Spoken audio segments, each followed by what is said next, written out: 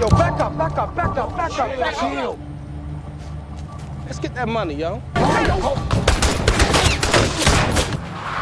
There's no way out.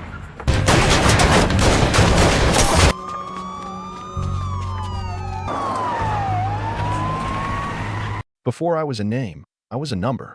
Before I was a man, I was a mistake. This is the story of James, of violence, of prison, of transformation. This is the story of a boy who fought the world and himself. We open on gray. Walls, uniforms, faces. Everything is stripped of warmth. This is James Byrne's new home. Prison. The place where you are reduced to nothing but the weight of your crimes. James is just 17. But here, inside, he's treated like any other convict. Because the system doesn't care about age, only your mistakes. He walks the corridor in slow motion. Every step echoes. Every eye watches. In prison, you only walk two ways, head up or broken. James chooses to keep his head up. But inside, he's already breaking. Rewind. Denver suburbs.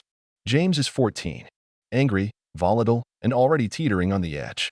His mother, Tracy, does her best, but she's outmatched by his rage, his growing defiance. James isn't a monster. He's just lost. Suspended from school. Pushing boundaries. Hanging with the wrong kids. The type who carry knives, steal cars, and talk about respect like it's currency. One night, after yet another altercation, James is kicked out of school for good. He spirals. The system labels him a risk. A delinquent. His mother pleads for help. No one listens. They don't see you for who you are. Only for what they're afraid you'll become. Out on the streets, James is recruited. Not with threats, but with attention. With the promise of family. Enter Rock, a local gangster. Charismatic. Cool. Dangerous. He sees James and recognizes something. Fire. Recklessness. The kind of desperation that makes boys easy to mold. Rock brings him in. Gives him clothes. Money. A purpose. With Rock comes Crystal, Rock's girlfriend, and Drew, a loyal but reckless associate. James is the baby of the crew. But they make him feel powerful that he starts running errands. Then deals. Then threats. Violence. First time you hold a gun, it's heavy. Second time, it's power. Third time, it's part of your hand. Tracy, his mother, watches helplessly. She tries everything, grounding him, calling police, begging him to come home. But James won't listen. He sees his mother's world as weak, poor, silent. Rock's world is louder, flashier, stronger. One night, after an argument, Tracy stands at the doorway as James walks into the night. Tracy, I can't save you if you don't want to be saved. He doesn't look back. In the middle of this descent, James meets Sarah, a bookstore clerk. Quiet, intelligent, everything he's not.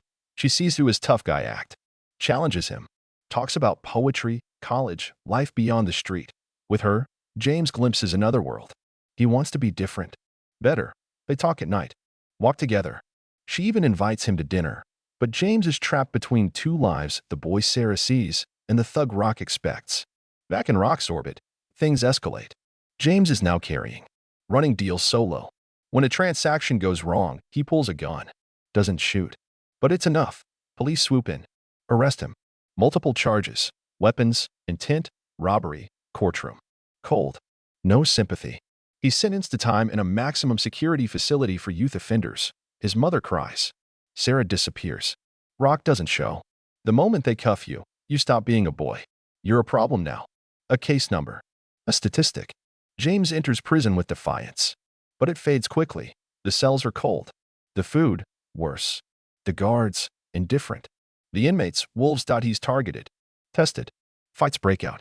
He learns quickly. Show no weakness. But James isn't the toughest. Not yet.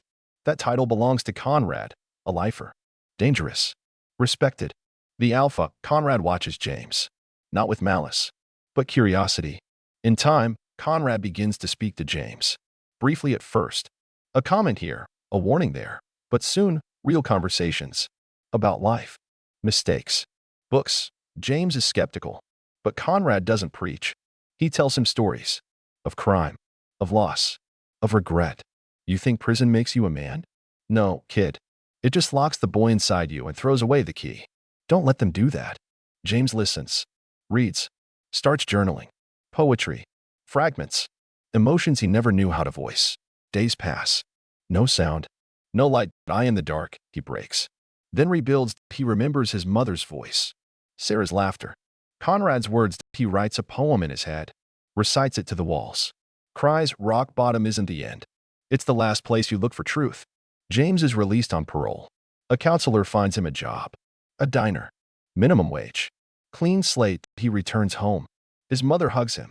Her eyes tired, but proud. She frames one of his poems. Hangs it in the living room. He reaches out to Sarah again. This time, she replies. They meet. Walk. Talk. She's cautious. He's patient. But the past never dies easy. Rock finds him. Offers him a job. Big money. One night. No risk. James says no. Rock pushes. Threatens. James stands firm. I'm not your boy anymore. I'm not anybody's boy. It's a defining moment. A real break. Rock walks away. Laughing. James keeps writing. James, I was born with fists clenched. Learned to open them slowly. I carried hate. Now I carry words. I was a number. I am a name. I am James. Every boy deserves a chance to become a man before the world decides he's already lost.